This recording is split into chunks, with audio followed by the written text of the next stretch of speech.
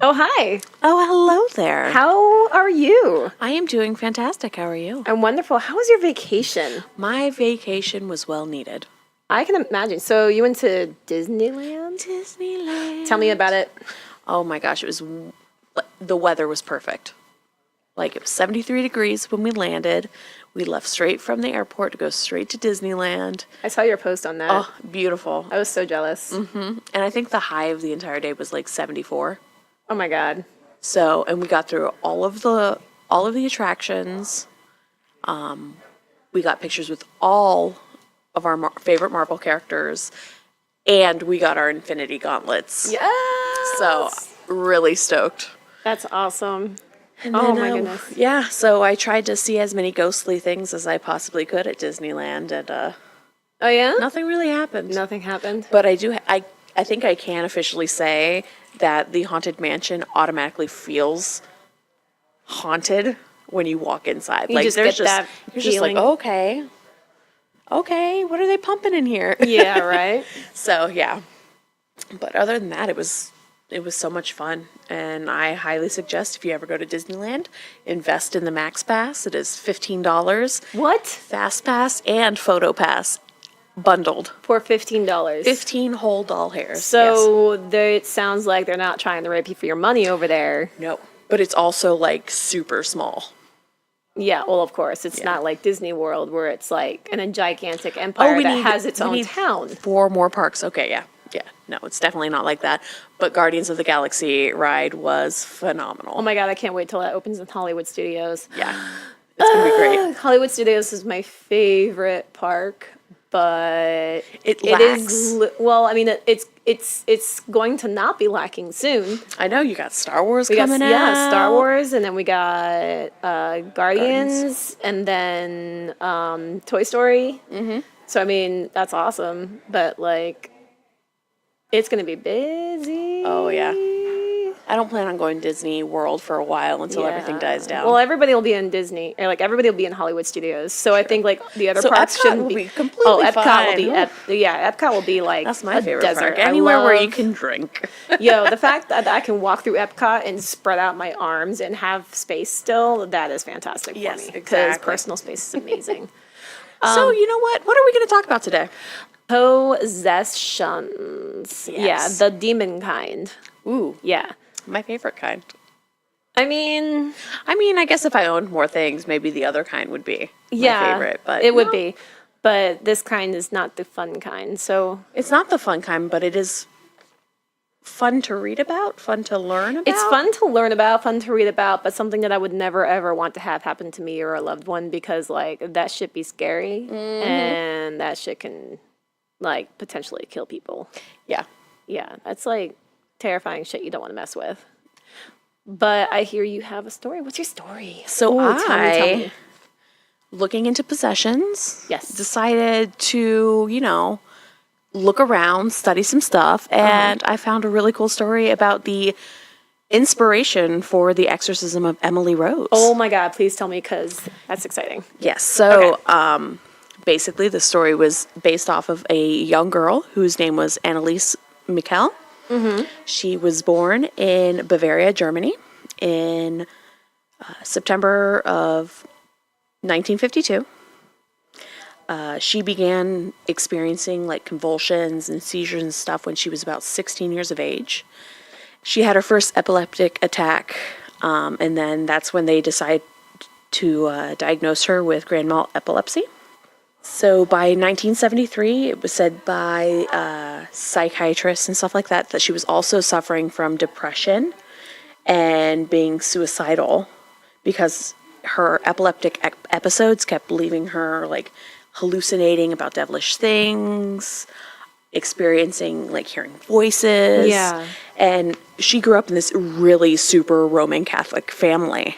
So what's crazy is the one thing I heard about epilepsy, it wasn't very well known back in like the colonial days. It really wasn't. So like witchcraft and Salem and everything like that, when people saw that people were having epileptic seizures, their automatic thing is demons, possessions, when it was really just epilepsy. Exactly. It's a lot of that's also a big stigma we still don't know a lot of things that happen neurologically. Yeah. And especially stuff like that, and especially in families that were like Roman Catholics and believed that we're like, oh my gosh, she's acting weird around holy water, which is one of the things actually. Yeah. They were like, she refused to drink from holy springs. She refused to walk past certain images of Jesus and the apostles and stuff like that. And so they took that as maybe it's not epilepsy. Yeah, maybe it could be something else. Maybe she's possessed. So, and it got to the point where she believed it herself because of all of this devilish stuff, all of these voices she heard. She clearly thought, well, I shouldn't be convulsing. Maybe it really is something like that, like possession. Like a self-fulfilling prophecy type of deal, or? Yeah. Okay. Well, it was another big thing for her was she often wanted to atone for sins. So she believed like if she prayed or didn't eat or slept on the ground or stuff like that and like basically punished herself, it was the reason she was getting these things. All because in religion, she had to do these things in order to atone for her sins. And that also stems back to her parents, because in her early life, her mother actually had an illegitimate child before her father and her got married. And so her mother took it out on all of her children. Oh my gosh. So she was always saying, the mother was always like, well, my children have to atone for my sins and stuff like that to be a better person in this world. And so I think her mom also saw that as these convulsions were basically God shunning her. So that's why the demons were allowed to enter her daughter, was because she had an illegitimate child because she wasn't married to the husband yet, blah, blah, blah. Okay. Total, Yeah. Catholic beliefs. Yeah. So pretty much when she was 16, she started experiencing these seizures, and they got worse. And by the time it was 1978, or I should say 1975, her parents were convinced that she was possessed and took her away from seeing doctors for her epilepsy. Oh no. Because they were completely like, well, this clearly is an epilepsy or a seizure, or convulsions and stuff like that. It has to be demons. Okay. So they actually were turned down twice before a bishop actually approved her first exorcism. Okay. And they actually found two members of the church. So it was a priest and it was a pastor. The priest's name was Father Arnold Renz, and the pastor's name was Ernst Alt. And they were actually in charge of carrying out over 67 exorcisms on her. On just her? On just her over the course of 10 months. Holy shit. Yeah. And usually they were actually one or two held within the same week, lasting almost up to 4 hours. Oh my gosh. So this poor girl, seizures, thinking she was possessed, stuff like that. So, I mean, I can understand where you think, okay, especially at that time, you really aren't aware of what's going on. Yeah. So clearly the answer might be possession. It might be demons. It might be stuff like that. And was there any other thing that indicated that maybe this was an actual possession? Because, I mean, it takes a lot for the church to prove whether or not it's an actual. Because I don't know if it happened before her or after her. But there was a thing, I guess, where the church is like, look, if we're going to do possessions, we're going to sit here and do a full scale, testing. Well, that's what they did. They watched her, and they watched her, honestly, spiral downhill. Like, there were times where she would lick urine off the floor, eat spiders and flies. And, yeah, coal even. She would just eat coal. And there was one time she bit a head off of a dead bird. How did she get her hands on a dead bird? It's so weird. It is. Like, she the Ozzy Osbourne of the oh my god, the Ozzy Osbournes of the anemic possessions. Yes. There was also a time that was reported that she, for 2 days, stayed under a table and barked like a dog. She couldn't be moved. She couldn't be bothered. Stuff like that. Oh my gosh. So yeah, it was. She had some pretty weird things happening, and I know that reports to her sister after her after all this stuff happened was the whole reason she didn't want to go to like a psychiatric hospital in case it wasn't possession was because she didn't want to be medicated. And I was just like, I would rather be medicated I would rather be medicated than dealing with that crap. Yeah. But at the same time, I mean, if you're sitting here full-heartedly thinking that it's a demonic possession, which in theory it could have been a demonic possession, it could have been an actual legitimate demonic possession, medication could, I mean, we don't know how medication could deal with that, but it probably wouldn't even touch it. And the thing is she was convinced she was possessed by several demons, not just one. Several. She thought she was possessed by Lucifer, Judas, Nero, Cain, even Hitler. She thought she was possessed by. What? Yeah. All these things, and they even have recordings of her exorcisms online available to listen, and it is disturbing. Oh my gosh. I need the way she talks, the way she sounds. Some of that Yes, you do. We will put those on our page. Don't you worry about it. Don't worry. Hold on. Hold on. Possession of, what's her name? Annalise. Annalise. A-N-N-E. Mitchell? Yes. Recordings. She's German, y'all. Oh yeah, that's right. She is German. And another thing that I was actually researching was the majority of her believing she was possessed was shortly after The Exorcist came out.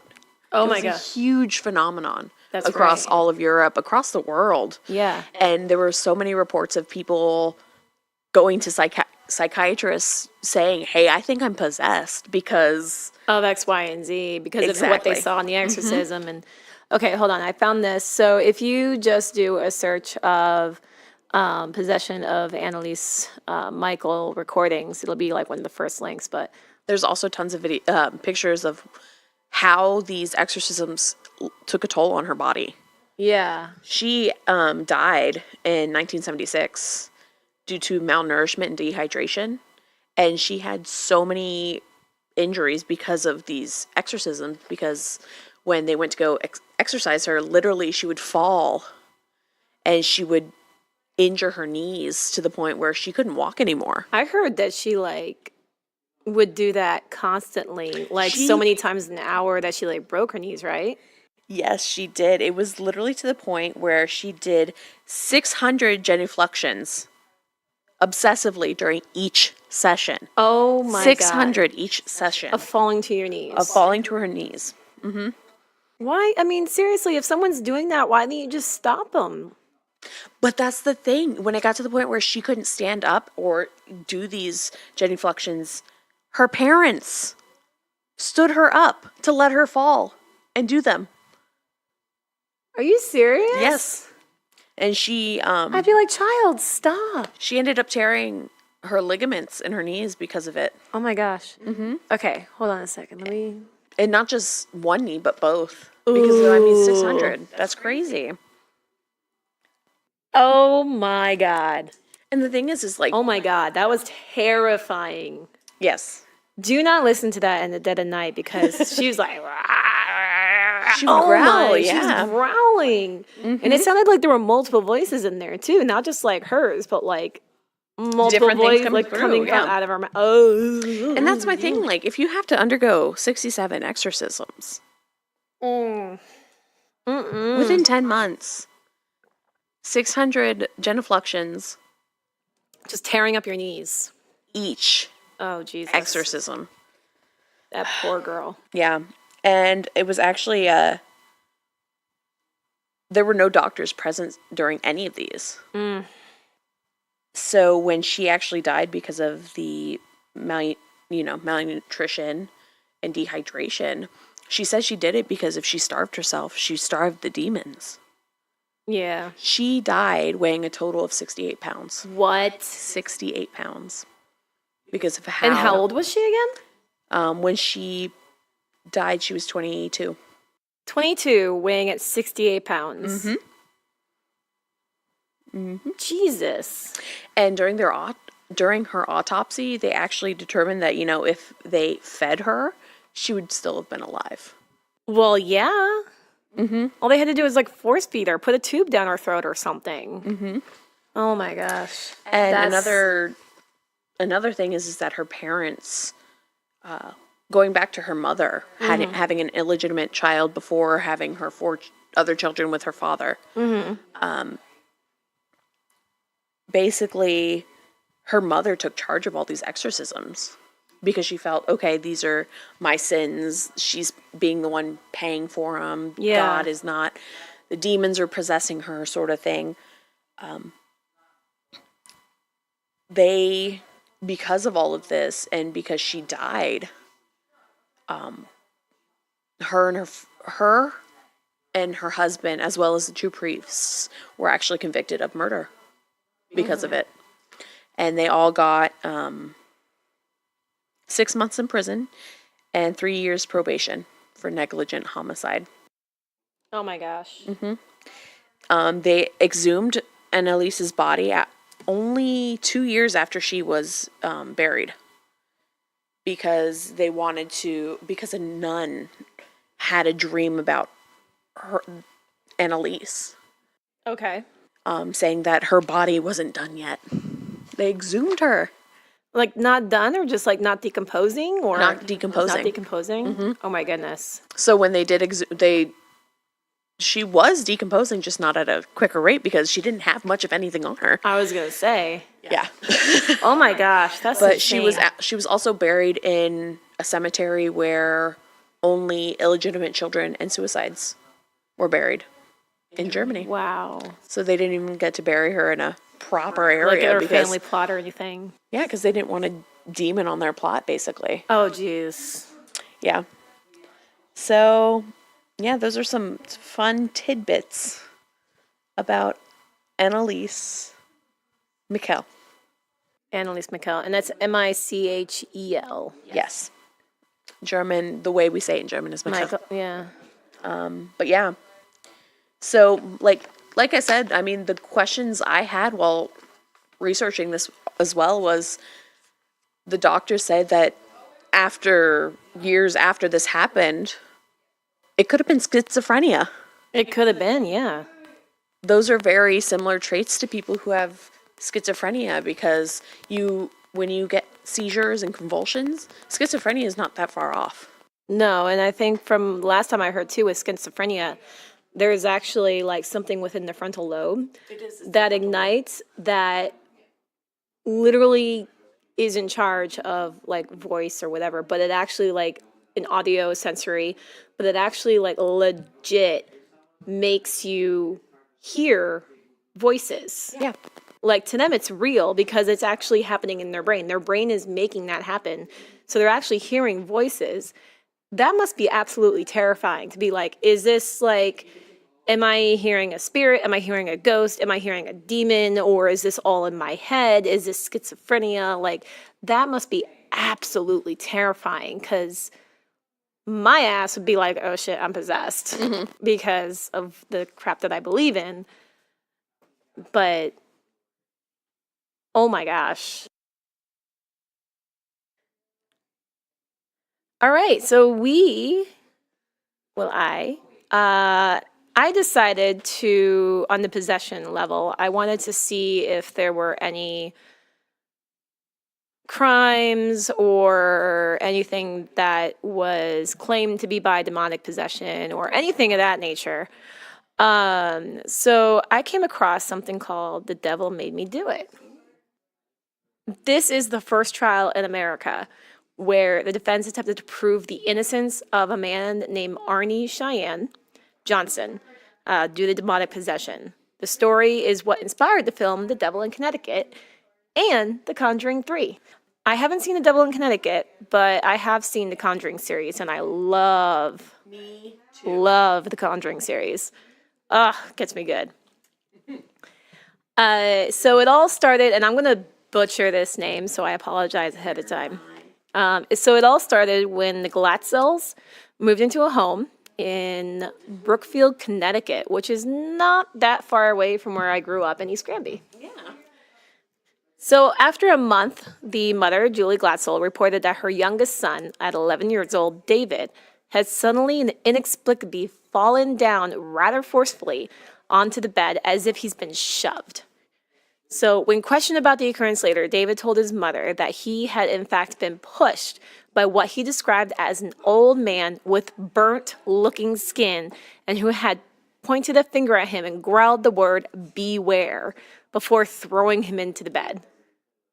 The family wrote it off as an active imagination of a young child, yet it was told he was an honest child and that occurrences started to happen more frequently.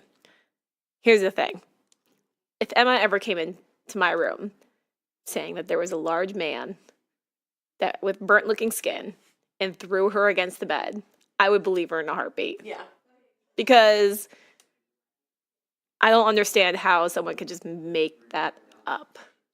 David began to wake up at all hours of the night, sobbing uncontrollably, and when asked what had happened, he would describe how he was being visited in the darkness by an old man with soulless black eyes, animalistic features, sharp, jagged teeth, pointed ears, and hooves. Ugh. So instead of just being limited to one night, these occurrences also happened during the day. So David would see an old man wearing a flannel shirt and jeans, which would sometimes snarl in foreign languages and threaten to steal his soul. That literally sounds like a ghost that is just being a dick. Yeah. That's what it sounds like. So a typical demonic phenomenons would also occur in the home, such as cabinets opening and closing on their own, unexplained voices, and the hearing of disembodied footsteps. David began to exhibit strange wounds, such as scratches, cuts, bruises on his body for no discernible reason, and his night terrors gradually worsened to the point that he would wake up howling in terror practically every night. The mother even claimed to at one point have seen her son being choked by unseen hands or flopping about on his bed like a rag doll. Oh, no. That would scare the absolute crap out of me if I saw Emma do that. Ugh.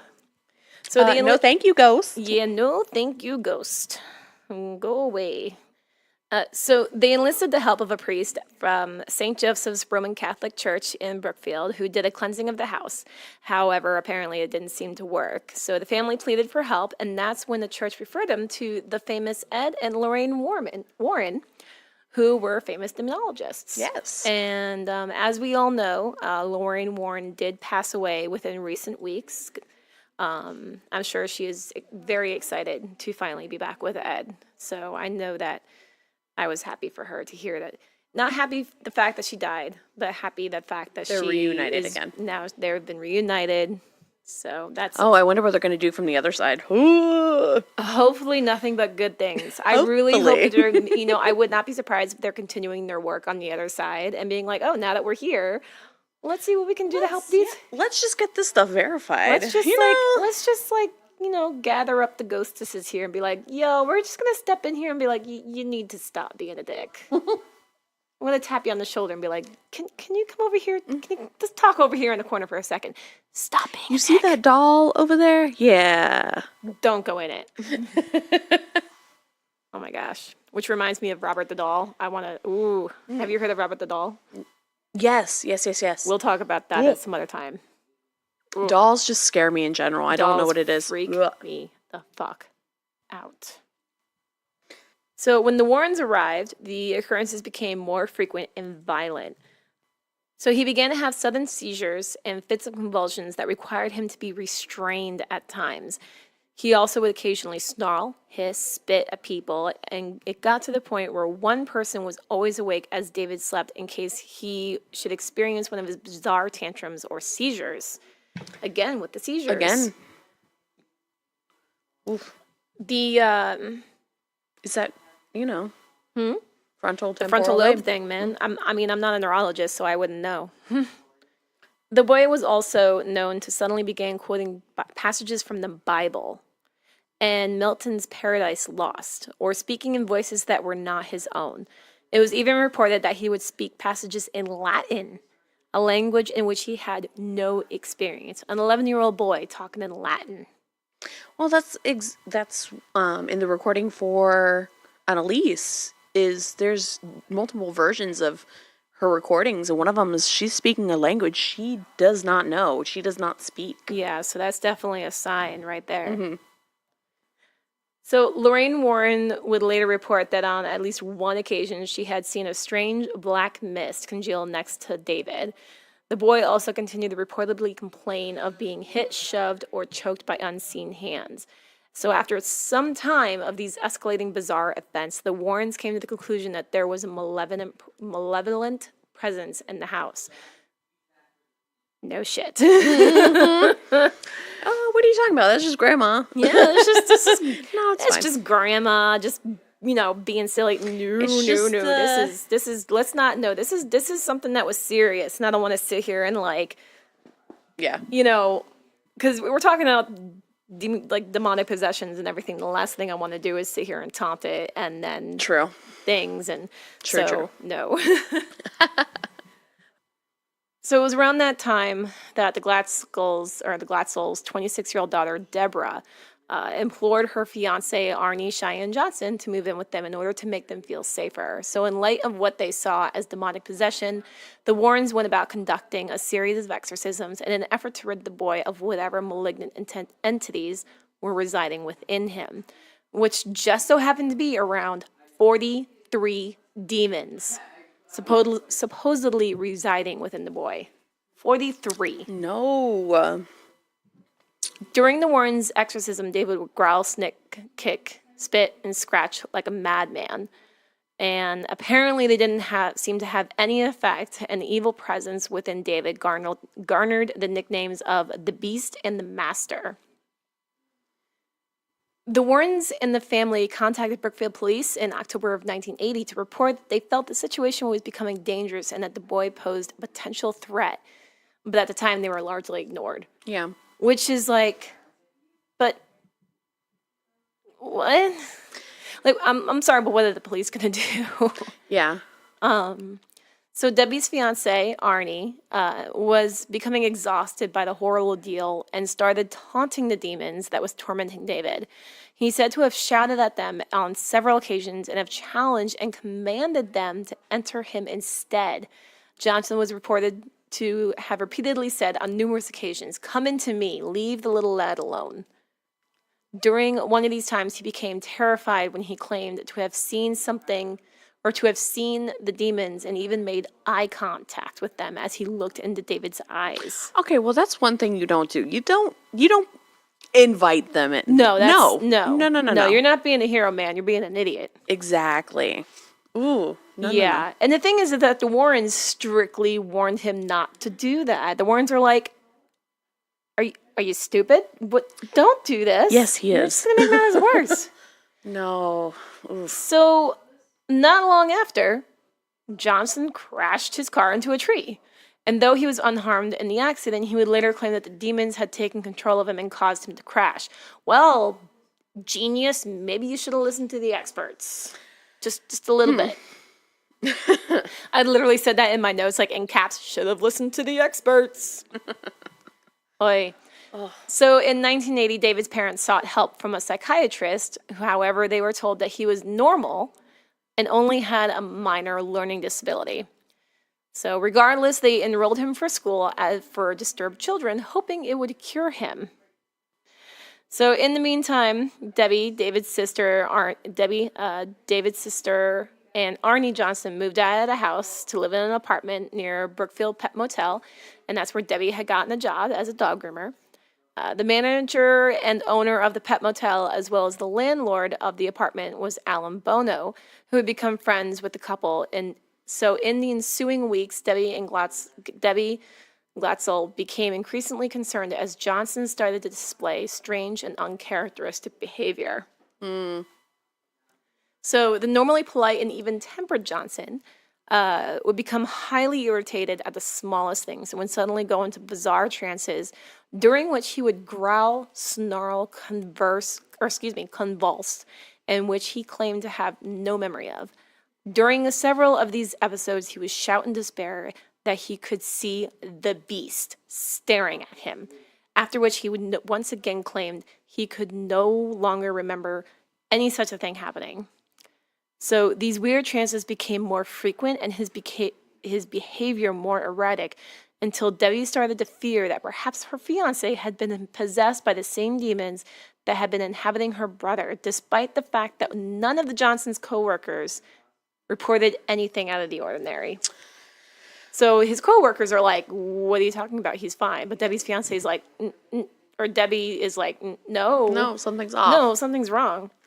But, like, was the little brother better, or was he still experiencing things? Because, apparently, I mean, he had 43, 47? 43 demons 43 within him. demons, so I mean... There really wasn't else that was said. I think what happened was that the demons were like, okay, well, if you're going to take us Oh, he's instead, bigger and stronger. Yeah, so they probably were like, challenge accepted. Possession accepted. Possession accepted. No, possession not accepted. No, you stay out of my body. Do not. Yeah, there was which reminds me, I had an experience in my office the other day where we have a clipboard on the wall that's kind of like in a basket that has a key on it. Mm-hmm. And something legit hit the clipboard and made the key jingle. And nothing was else in the office. And I was just sitting at my desk and I'm looking at the clipboard and I'm looking around and I'm like, all right, here's the deal. I'm at work. First of all, you already threw a case of lemonade at me. That was not okay. He literally something threw a case of lemonade at me from one of the shelves. Ooh. Yeah. That was fun to see on the camera. But anyway, I was like, 1, you already did that. 2, if you want to hang out with me, that's cool. That's fine. However, don't possess me. Not allowed. Yeah. Not allowed. Anyway, moving on. So on February 16th of 1981, Johnson called in sick at his job at the Wright Tree Service and joined Debbie at the kennel where she worked along with his sister Wanda and Debbie's 9-year-old cousin Mary. Bono, the couple's landlord and Debbie's employer at the kennel, brought the group to lunch at a local bar and proceeded to drink heavily. After lunch, the group returned to the kennel and then Debbie took the girls to get pizza, but insisted they return quickly, anticipating trouble. So when they returned, Bono, intoxicated at this point, became agitated. Everyone left the room at Debbie's urging except Bono, who seized Mary and refused to let go. Johnson headed back to the apartment and ordered Bono to release Mary. Wanda recounted the following events to the police. So Mary ran for the car as Debbie attempted to mitigate the situation by standing in between the two men. Wanda tried in vain to pull Johnson away. Johnson, growling like an animal, then drew a 5-inch pocket knife and stabbed Bono repeatedly.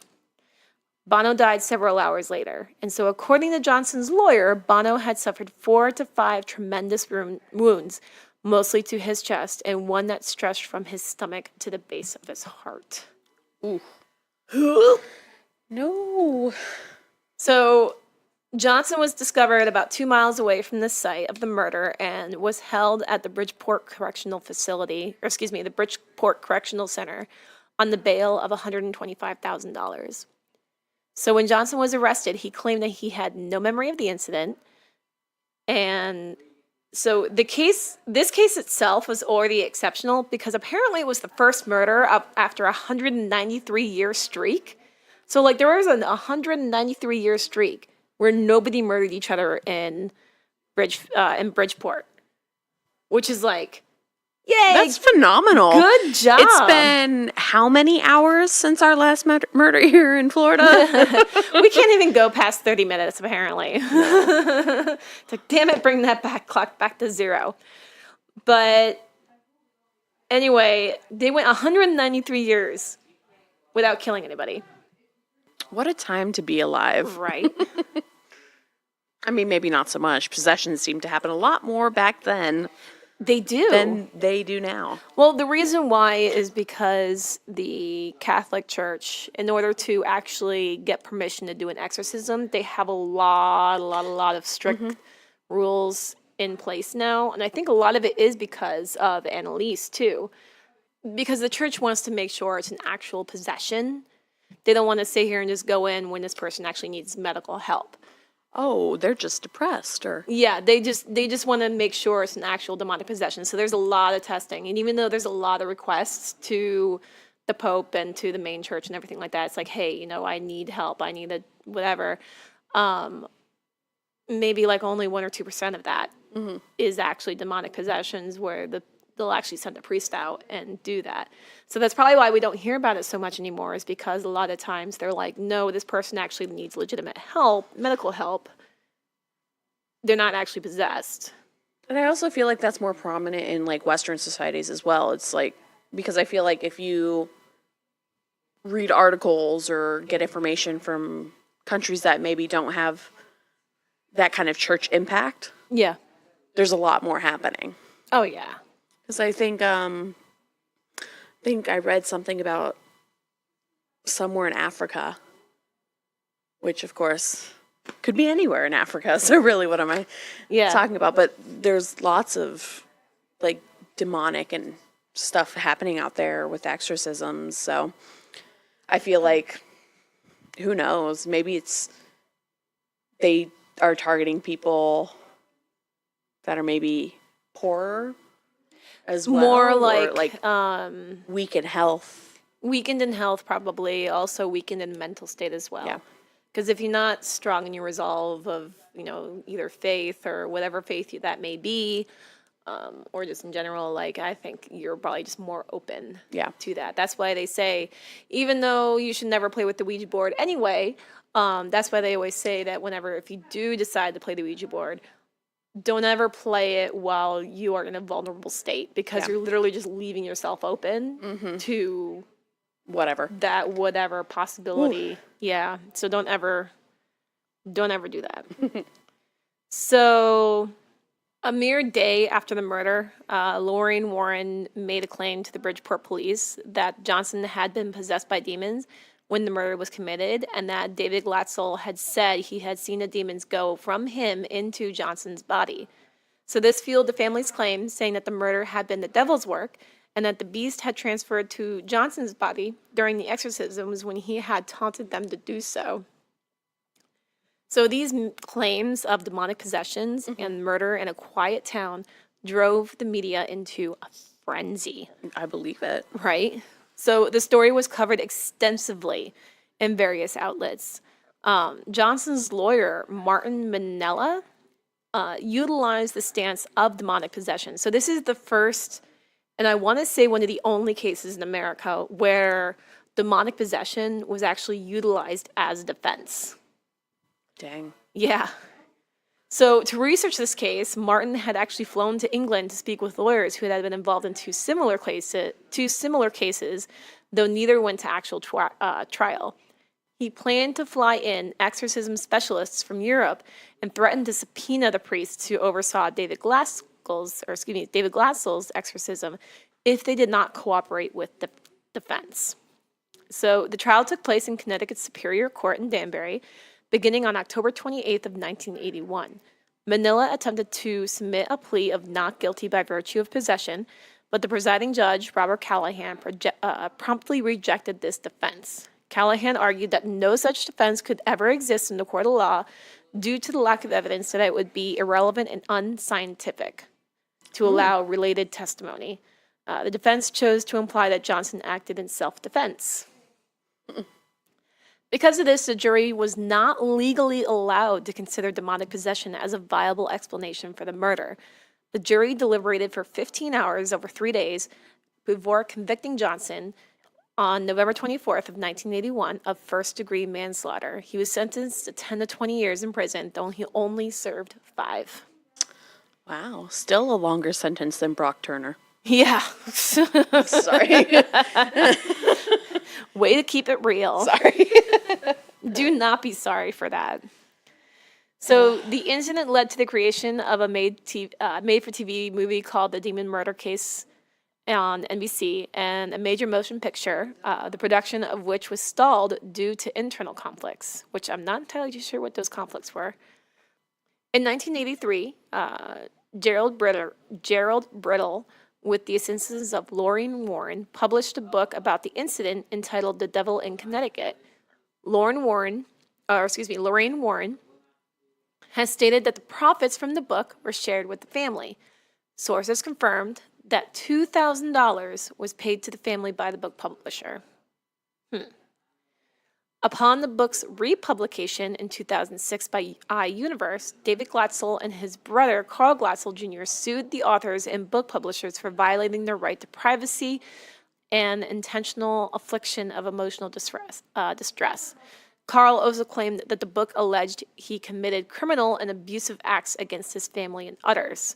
He said that the possession story was a hoax concocted by Ed and Lorraine Warren to exploit the family and his brother's mental illness, and that the book presented him as a villain because he did not believe in the supernatural claims. Okay. He also asserted that the Warrens told him that the story would make the family millionaires and would help get Johnson out of jail. So I have an actual, this is where I kind of put in my notes, it's like what I have a problem with, because the Warrens did pave way to paranormal research and have been prominent figures in the field. And to have someone claim that they're just doing it for money is... Well, I feel like that's a lot of the claims that happen with all of their stories is people tend to be like, oh, well, I back out of what I said before. No, they were in it just for the money sort of thing. So it kind of is that level of, are they all conspiring against Ed and Lorraine Warren, or is it true? Is it true? Which I really hope it's not, because Ed and Lorraine did a lot of good things for they did. They paranormal. paved way for a lot of people to come in and try and solve situations. Exactly. And it's just a heavy topic. It's not really something that I ever want to like. Yeah, like I don't want to believe that at all. I think it's just, I don't know. It's weird. Yeah, but according to Carl, the publicity generated by the incident forced him to drop out of school and lose friends and business opportunities. He is actually currently writing a book titled Alone Through the Valley about his version of the events surrounding his brother. Lorraine Warren defends her work and the family with the family and says that the 6 priests who were involved in the incident agreed at the time that the boy was possessed and that the supernatural events she described were real. Gerald Brittle, author of The Devil in Connecticut, says he wrote the book because the family wanted the story told. That apparently he possessed video and over 100 hours of his interviews with the family, and that they signed off on the book as accurate before it went to print. Glatzel's father, Carl Glatzer Sr., denies telling the author that his son was possessed. But now Johnson and Debbie are married. Okay. And they wholeheartedly support the Warrens' account for the demonic possession and have stated that the Glatzels in question are suing simply for monetary purposes. Okay. And that is the story of The Devil Made Me Do It. Wow. Yeah. That's intense. That is. It was the first court case to go solely for demonic possession. Yeah. And yet it was switched over to, was it involuntary manslaughter? Involuntary manslaughter. Yeah. With intention to commit manslaughter or no intention? First degree manslaughter. First degree manslaughter. Okay. First degree manslaughter, and he was sentenced 10 to 20 years in prison, but he only served 5. Okay. So, but yeah, so that's that. Wow. Yeah. Now I'm going to be scared about being possessed. Please don't possess me, people. Please, Lord. Don't play with the Ouija board. I won't play with the Ouija board. Sometimes it's tempting, you Ouija won't. No. Oh my God. But I need to stop. Oh my goodness. So, should I read a listener story? Yeah. Let's go ahead and do a listener story. Yes. We got quite a few of those in, which is really awesome. So please keep sending them in. Please keep sending them in because we love reading them. Yes. The one thing is that we do want to have an actual listener episode The only problem with having a listener episode is if we don't get the listener stories, we can't do a listener episode. Exactly. And we need stories in order We want for to us showcase you guys. Exactly. We would like to know what your stories are, and we would like to talk about it. And at some point, I want to be able to call in too. So that is something that we're going to be working on at some point in time. And but it'll until be amazing. then, so this email that I have is from Brittany. Brittany is actually a friend of mine that I grew up with in Connecticut. Okay. Well, hello, Brittany, and thank you so much for sending one in. I love Brittany so much. She is awesome. She is because I went to school with her brother Sam, and Brittany is his younger sister. So yeah, she's really cool. So she says, "Hi, Erica and Stephanie. Hi. Hello. Sorry it took me so long to send this. So I'm a medium, and paranormal experiences are as regular in my day to day as drinking water," which is true. She's actually done a few readings for me, and whew, it's awesome. I'm oblivious half the time nowadays because I'm so used to it. I've seen ghosts since I was a little girl, talk to them, can hear them, and even more so can feel them. Especially dead animals for some reason. I can feel them from a half a mile away. I've had ghosts follow me home, causing me to swerve off the highway. My dead cat fling the book Cat and Mouse by James Patterson across my bedroom when I haven't paid attention to him during his visit. And a living spirit persistently turned the volume down on my stereo when she didn't want to be disturbed. Like, literally, you would watch the volume dial go down. That's creepy. Yeah. I would be so scared. I'm like, That's actually kind of funny, though. It's like, I'm too tired for this music. I'm turning it down. I'm so tired of you replaying the song, Brittany. Oh my gosh. This is the best one. And living spirits leave me red M&Ms all around my house on multiple random occasions. Why red M&Ms? That's a good question. I want to know why the significance of red. Brittany, you're going to have to answer that question for us. But the thing is, apparently they don't eat chocolate because I'm allergic to dairy and we're both vegan. Oh, I mean, not all because that's your choice. But wait, so where did they get the M&Ms from? where are the M&Ms coming from? Apparently, she was a dead 13-year-old who had told me when we first moved in that her favorite candy was red M&Ms. Oh, yo, I would not mind having a living spirit leave me red M&Ms. Be like, ooh, a piece of candy. Ooh, a piece of candy. Ooh, a piece of candy. Imagine if the spirit left you a piece of candy after every time you did something good. Oh my God. Or like you completed a goal off your to-do list. Here's a candy. Oh my God, best spirit ever. Yeah. I want That spirit's looking out for me, man. That spirit's giving me diabetes. So she goes on. This one stuck with me. Oh, hold on. I skipped ahead. Sorry. I'm not sure what kind of stories you might be looking for, whether spiritual or more about the spooky stuff. I'll go spooky mainly because that can be far more interesting than some stories. Or sometimes. You know what? I'll take anything and everything because anything and everything that's ghost related, I'm immediately drawn to and I want to hear about. So you send me all the stories you want. So this one stuck with me only because it was probably the darkest of energies I've come in contact with, despite the story being rather short. I've had a negative entity find me before I even came in contact with it, because it knew that I would be going to a house to ghost bust it. I have a group of friends, we are all Wiccan, and we occasionally get summoned to clear spirits out of people's houses. One day, my friend got the call, and she sent out the bat signal for us to join her. We picked a date, and that was that. All we knew was that this energy had manifested many things physically, including enough presence to throw people downstairs. Oh, that's not good. I didn't think much of it because I know what I'm doing, as do my friends, and when we team up together, it's even more powerful.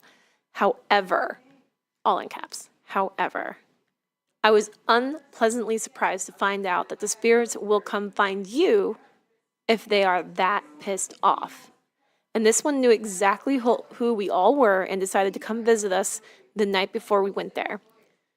The night before, my friend and I, who are the most sensitive of the group, empaths specifically, had the exact same dream about a frightening looking teddy bear with button eyes that you just knew was the next Annabelle by the energy it exuded. Big no. That's a big fat fuck no. Big fat fucking no. We got trapped in a closet in the dream with this hell bear and ultimately ended up in this abysmal energy for the rest of our lives. She said laughs. I'm gonna assume that it says lies or lives. Yeah. There were so many warnings not to go there, not to show up, not to dare to try to get rid of the energy, and I woke up freaking out in this cold sweat. I texted my friends, and when I found out that one of them had the same exact dream, I was shitting bricks. We went anyway, right? We went anyway because F it, you little ghost bastard. Yes. Now I was pissed that this thing had the audacity to come into my space, so I wanted it gone even more. Note, we say, quote unquote, it, as to not give it an identity whatsoever. This just gives it more power. I can't explain what it felt like walking into that house. My legs felt like lead and were simultaneously freezing but dripping in sweat at the same time. My whole body was covered in sweat, and I felt like pins and needles everywhere. The energy here far surpassed the cliche hair on the back of my neck stood up, because my body wouldn't have felt it anyway. My mouth and throat felt like I had just smoked a pound of weed, completely dry, and no matter how much water I drank, it was like a desert. We walked into the living room, and my friend and I stopped dead in our tracks because that fucking bear was sitting in the living room looking at us. We called in all of our protection and goddesses, which alleviated some of the energy pressure. But what really was the kicker was when one of my friends screamed out, "Oh my God, it's in back of me right now," and her entire skirt went up. That's the most physical thing I have seen happen from the spirit side before, and while it was borderline hilarious that my friend got pantsed by a very pervy spirit, I was also shitting bricks. Wait, did she get pantsed or Marilyn Monroe'd? I think she got Marilyn Monroe'd. Ooh. From the looks of it. Because it's like her skirt went up. So yeah, that's definitely a Marilyn Monroe. Wow, it's a pervy spirit. Mm-hmm.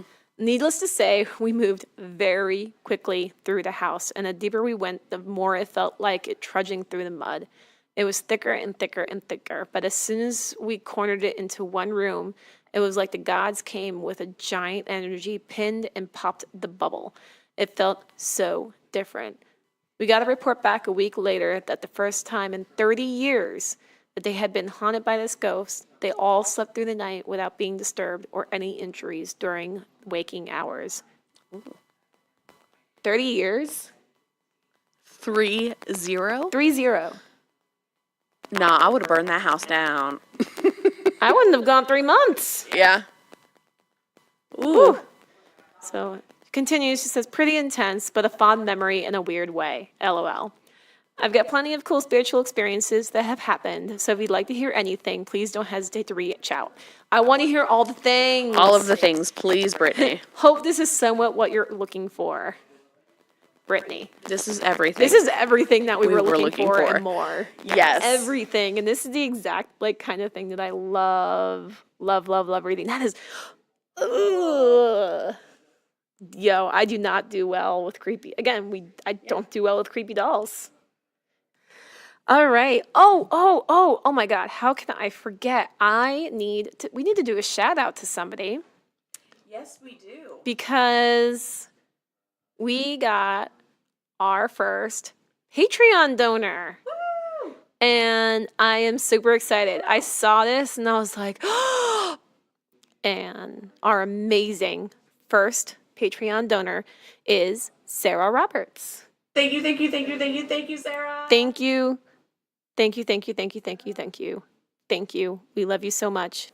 And that's another thing, too. I want to give a huge shout out to, girl, I'm going to butcher your name, and I am so sorry. Kina Stiles? Kina. I'm going to go with Kina because that sounds cool. Girl, if I'm saying it wrong, I am so sorry. Please don't hate me. But she designed our first, like, design for our merch. Yeah. Which is the Girl Get That Sage. Mm-hmm. So that is exciting. I'm going to be posting a link soon once I'm comfortable with getting that out on there. But I'm so excited. I actually bought a shirt today. Yeah, and it's I'm so pretty awesome. excited to get I can't mine. wait. I cannot wait to get that shirt. And I'll give you the link so you can Thank you. peruse. Another thing, too, when you go to our Cheers from the Grave Facebook page, there is an actual Facebook group. It's Cheers from the Grave Mausoleum. So it is a closed group where all you guys can join in and connect, and you can talk about your own scary stories. You can talk amongst yourselves. You will probably have polls every once in a while Yeah, on give there. us some suggestions for what That's you also want a to place hear. where you can throw out suggestions of things you want to hear, like anything like that. So please be sure to go ahead and join there. Again, it's a closed group, so only people that are on there can see what you post. It won't post to your actual timeline, so you don't have to worry about, your mommy and your daddy being like, why are you talking about that satanic stuff? Girl, you need Jesus. Go You to need Jesus. Jesus. You need Jesus. We all need Jesus. We have a Twitter, and that Twitter is Cheers from Grave. We have an Instagram, which is... Cheers from the Grave. And we have a Facebook, which is... Cheers from the Grave. And we have a website called... cheersfromthegrave.com. Can't really mess that up. No. No, it's kind of easy to remember. It's pretty simple. Except for Twitter, because Twitter is just like... Cheers from Grave. Cheers from Grave. Because if you put Cheers from the Grave, it's just too long. Yeah. And it doesn't like us. And then we have Patreon, which is patreon.com/cheersfromthegrave. Please, please, please, please, please, please donate, because there are a lot of things that we would like to do for you guys. For you we guys would love in to the do future. Things. Granted, this is only episode 3, but I'm really hoping that this does take off. And my one thing that I would love to see happen is getting to the point where we can do like a live show every once in a while. Me too, because I have a goal in mind. Oh my God. Can we talk about that goal? Of course. Can we please talk about this goal? So in my entire course of life, I have always come up with the strangest goals. And so while working at Universal, my goal over the course of 8 years was to poop in every bathroom on property, which is why I often joined commissioning teams. So I could be the first one to use bathrooms. I am also not the classiest lady you'll ever meet. Oh, no, by far not. So I think now if we can get this live show on the road, my new goal was how many theaters can I poop in? Oh, my God. My parents are going to listen to this and be like, oh, my God, all you do is talk about poop. Everybody poops, you guys. It's a book. Everybody poops.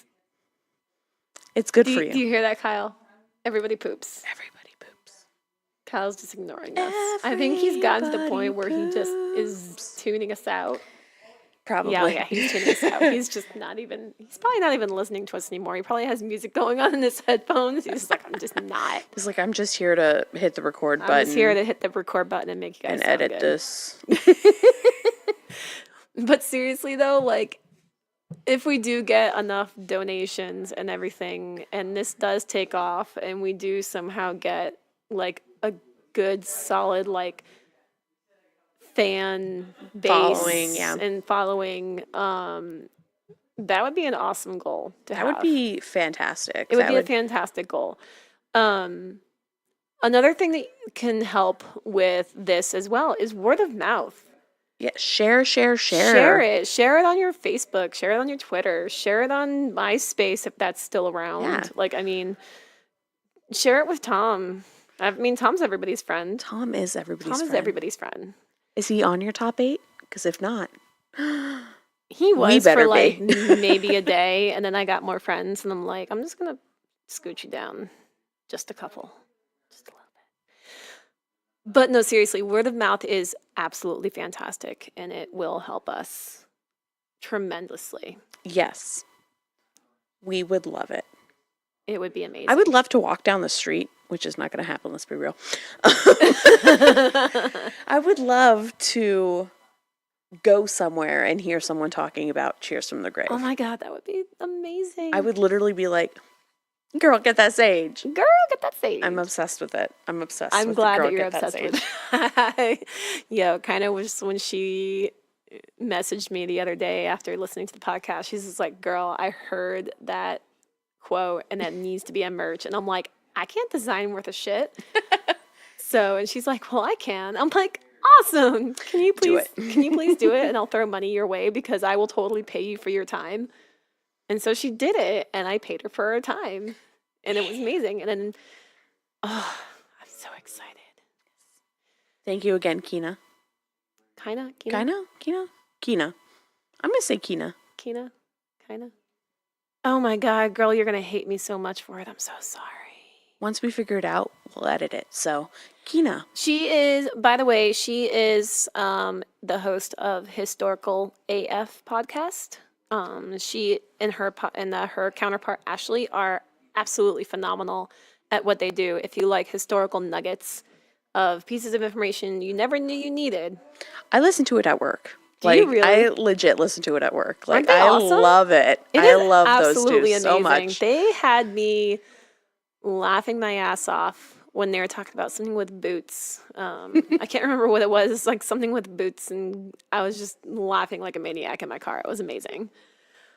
But anyway, yes, we're going to wrap this up because we are stalling. Yes. So, but again, please share with your friends, share with your family, share with your great grandma. And donate to Patreon. And please donate to Patreon so we can, maybe try and get these goals. Because that would be phenomenal. Granted, it's not going to be for a while. I mean, yeah. My goal We're not expecting to wake up tomorrow and all of a sudden have $1 million donation. No, yeah, right. Don't worry. No. Yeah, please don't. No. I mean, if you ever no. The thing is that this isn't going to happen for like another year. Yeah. I mean, we have to be realistic on that. I would love to be able to save up enough where we can go to do a live show, or we can like rent out the space to do it, or something of that nature. I'm not sure how it's done, but we'll figure it out. Or even to pay people, like pay for a representative once it gets to a point, if it gets to that point, and all that. And also another thing too, when you do donate to Patreon, it also helps with our server space because we are on Podbean right now, and Podbean is currently hosting our podcast. And there is a point where I would like to upgrade to a different server, and I can't do that unless we have the money for it, because it does cost money to run this to some point. I mean, I did throw in a couple good bucks for Podbean and for the website and everything. So I mean, you can't just wake up one day and be like, I'm going to do a podcast. It's like, no, you kind of have to invest time. Yeah, you got to invest just a little bit of time into it. So, but it's fun. It's way too much fun. It is way too much fun because we just sit here and talk about nothing for hours, and then Kyle has to be like, guys, we're here to record a podcast. Yeah, and then we're like, life right. story. Guys, this has been recording for the last 2 hours, and you guys talked nothing but shit. I'm like, oh, but that was our podcast. I thought we were. We're just shooting the shit anyway. Shooting the shit. All right. Anyway, again, you can find us on Twitter, Instagram, Facebook, website, all that fun jazz, Patreon. You are listening to Cheers from the Grave.